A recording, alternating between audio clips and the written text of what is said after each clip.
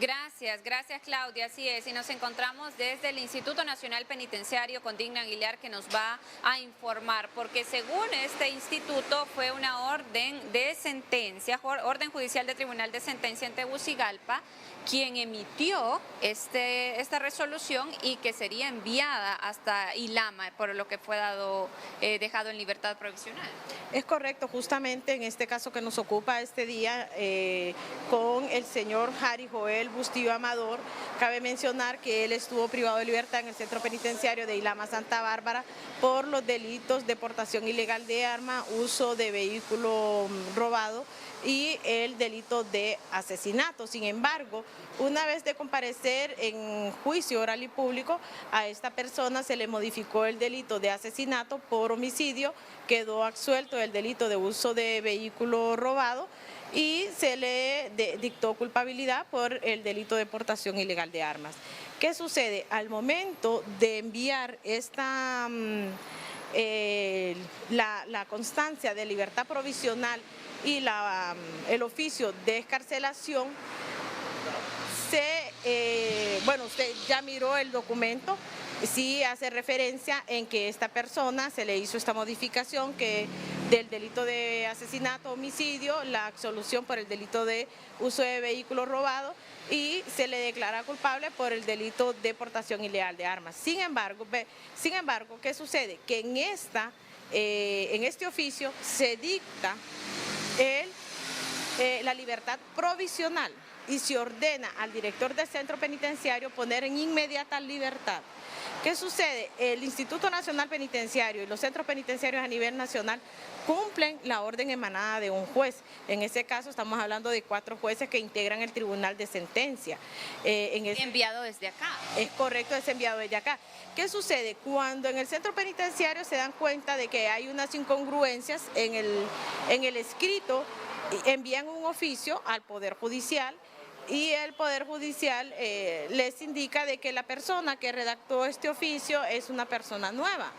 Sin embargo, al ver la resolución vemos de que lleva la firma de 4 jueces. Lo ideal sería que una vez de que se redacta este documento, los jueces que están dando esta resolución la revisen para ver si está conforme a lo que se emitió durante el juicio. Ahora bien, porque usted me dice que sí, en Ilama se dieron cuenta, mandaron el oficio y preguntaron, pero siempre se le dejó en libertad, ¿cuándo fue? Es correcto, él incluso, imagina que el oficio llega al centro penitenciario de Ilama el 20 de junio y el privado de libertad es excarcelado el 28 de junio, es decir, 8 días después de que se emite esta orden. ¿Por qué se hace esto? Porque se hace una exhaustiva revisión del expediente de esta persona justamente para descartar que tenga otras sentencias condenatorias pendientes o otros casos pendientes todavía de ir a audiencia o de ir a juicio. Ahí estuvo la dilatoria para dejarlo en libertad.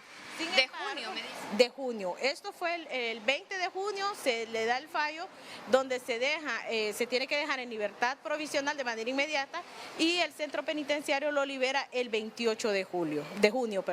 O sea, es decir, 8 días después de que se emite la resolución. Cabe mencionar que... Ahora bien, solo permítame, entonces, la respuesta que, bueno, después de que en Ilama las autoridades enviaran el oficio para preguntar nuevamente, ¿le respondieron siempre que debían dejarlo en libertad o no hubo respuesta en esos 8 días? Bueno, no hubo respuesta alguna. Entonces, ¿qué sucede? Que si hay una orden judicial de dejarlo en libertad, el centro penitenciario lo deja en libertad.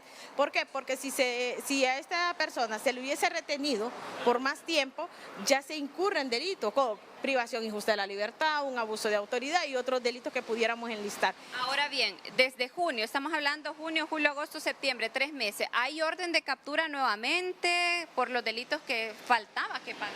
Bueno, en este caso, él no tenía otras causas pendientes. ¿Qué sucede? Que ahora, para estas fechas recientes, se le hace un requerimiento a él. Cuando este requerimiento llega al centro penitenciario, el centro penitenciario notifica de que esté privado de libertad por orden judicial, específicamente el Tribunal de Sentencia de Tegucigalpa, fue dejado en libertad en fecha 28 de junio. Pero ¿y los otros delitos de homicidio y portación de armas? No, porque recuerde que es el mismo caso. Entonces es el mismo caso.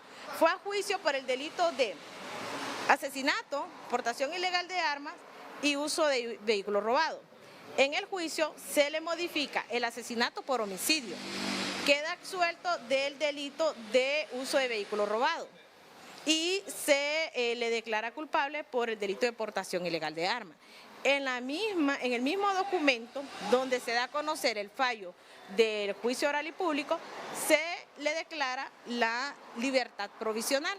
Pero solo por uno de los delitos. ¿O por... No, porque recuerde que es el mismo caso. Entonces, como es el mismo caso, la resolución que está dando es libertad provisional y que se deje en inmediata libertad. Entonces, las autoridades del centro penitenciario, en este caso, como le mencionaba, ¿qué es lo que procede aquí? El departamento legal del centro penitenciario revisa el expediente para descartar que no haya otras causas pendientes todavía.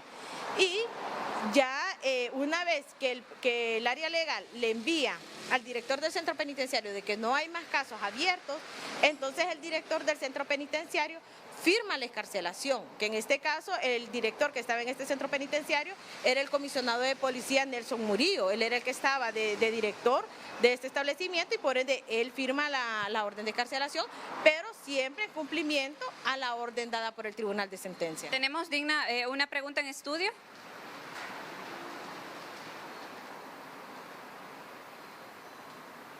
Bien, Francis, más que una pregunta, realmente son 19 años, Claudia, que esta persona no pagó, o sea, le dieron libertad 2 meses y no se entiende cómo el Departamento Legal del Registro del Instituto Nacional Penitenciario no había visto este delito que este hombre tenía. Mire, es lo que dice, lo que pasa es que es un tema bien confuso, porque mientras el documento dice una cosa, la portavoz dice otra. Entonces, siempre tenemos el balance porque es lo que corresponde a un noticiero. Quizás, Francis, él nos ayuda con Digna Aguilar. Entonces, ¿por qué han sido llamados, citados hoy, tanto el director del Centro Penal en Ilama, Santa Bárbara, como su secretaria? ¿Por qué han sido citados? Y si se han presentado a la citación. Muchísimas gracias. Vuelvo a estudios. Espérate. No sé si repetimos la consulta, mi querida Francis. Escucho, compañeros. Quizás me repiten la pregunta. Con gusto. Le consultábamos, mi querida Francis, que sí, repítamela. lo que pasa es que una cosa, le decíamos, el documento dice una cosa y la portavoz dice otra. Sin embargo, lo que dice ese documento, no sé si nos confirma, por favor, Digna Aguilar, es que para hoy hubo citatorio para el director del Centro Penal y la secretaria del Centro Penal por esta excarcelación de una persona que presuntamente aún no ha cumplido una pena de 19 años. Francis.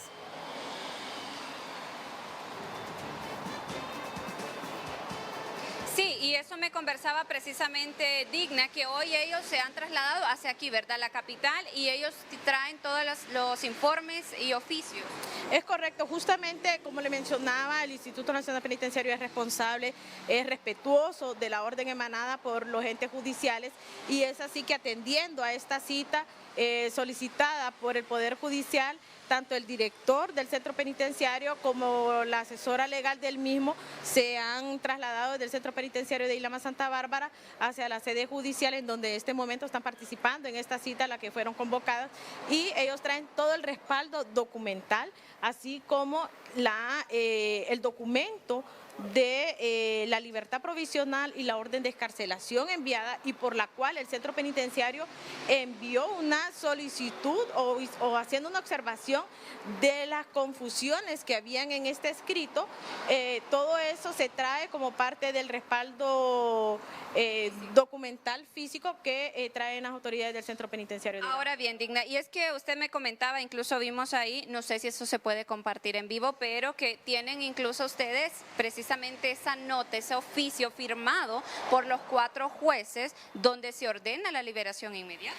Es correcto, justamente es lo que hablábamos, Francis, que aquí es donde debemos de ser como un poco más cuidadosos. ¿Por qué? Porque si bien es cierto, vaya, si una persona es recién contratada, que tal vez no tenga los conocimientos en el área legal, judicial, como es este caso, pero son 4 magistrados que integraban esta sala, o 4 jueces los que integraban esta sala, por ende, estaban en la responsabilidad de revisar de que el documento fuera escrito en la forma de la resolución emitida. Pero ¿qué sucede?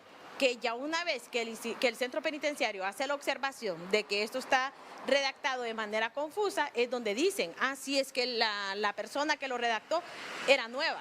Pero tampoco lo cambiaron. No, tampoco lo cambiaron. Entonces allí no es responsabilidad del centro penitenciario ni del Instituto Nacional Penitenciario el que esta persona haya sido dejada en libertad. Muchísimas gracias, Digna. Y estamos seguros y por supuesto como de manera responsable a ver qué tiene que decir el Poder Judicial al respecto en relación pues a lo que se ha hecho, este lío, como se dice popularmente, que ha dejado en libertad, faltando una pena de al menos 19 años.